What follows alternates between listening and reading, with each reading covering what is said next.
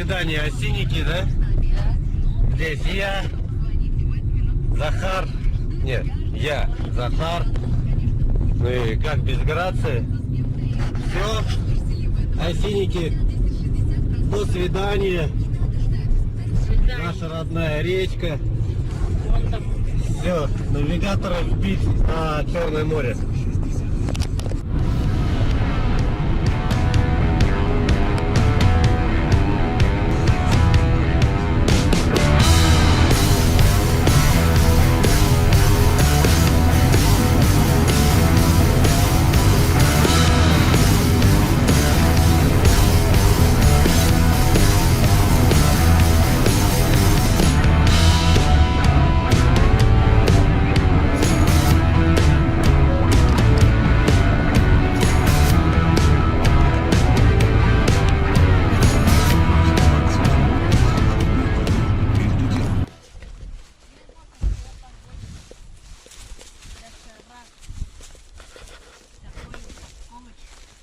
Да, у нас сегодня просто вот ужин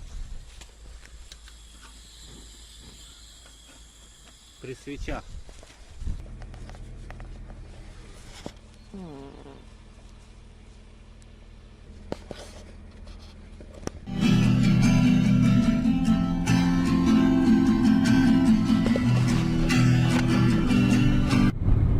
Что хотят наши вкусовые сосочки?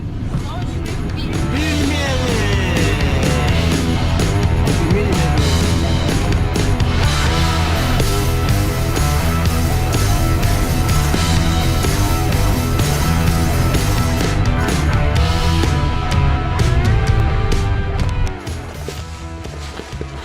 Очередная ночевочка. Вот выбрали место вот такое прекрасное.